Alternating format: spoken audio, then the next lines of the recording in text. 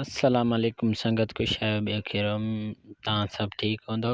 अॼु असां निकिरी आयासीं पंहिंजी ज़मीन ते ज़मीन खे चकर लॻाइण लाइ ऐं असां सां गॾु आहे असांजो भाउ उशाक अली ऐं बख़्त अली भाउ नंढो।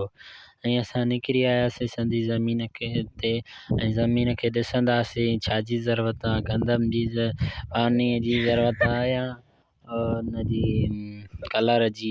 अॼु असां पहुची आया आहियूं ज़मीन खे यार पाणीअ जी ज़रूरत आहे, ज़मीन खे अॼु पाणी बि ॾींदासीं।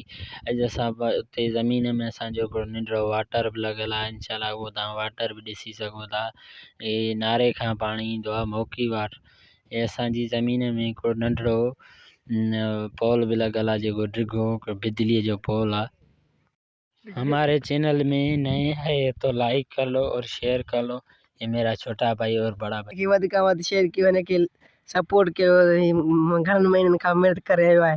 इश्फाक बिलाल आइडिया ते अथव फिर हिन बि बयानु ॾिनो ऐं हिनखे बि सपोर्ट कयो। ॿियो ख़ैरु आहे, असां वॾी महिनत करे रहिया आहियूं, डेली वीडियो चाढ़े रहिया आहियूं। असांखे को लाइक नथो करे, असां ग़रीब आहियूं तॾहिं असांखे केरु लाइक नथो करे। केरु अमीरनि जे माण्हुनि खे तव्हां लाइक कयो था, घणा छोरा छोरियुनि खे लाइक कंदा आहिनि, असां छोरा आहियूं तॾहिं। ॿियो ख़ैरु आहे, संगत ख़ुशि आहे। ॿियो ख़ैरु सफ़ा अमन। लाइक वधि खां वधि शेयर कयो, सपोर्ट कयो।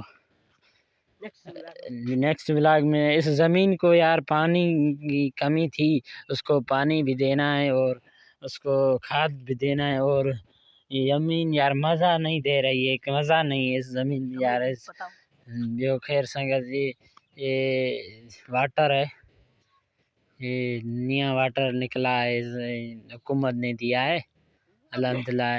ये मेरा फैंस आ रहा। ओके खुदा हाफिज़, तव्हां सां मिलंदा नेक्स्ट वीडियो में। थैंक यू, खुदा हाफिज़।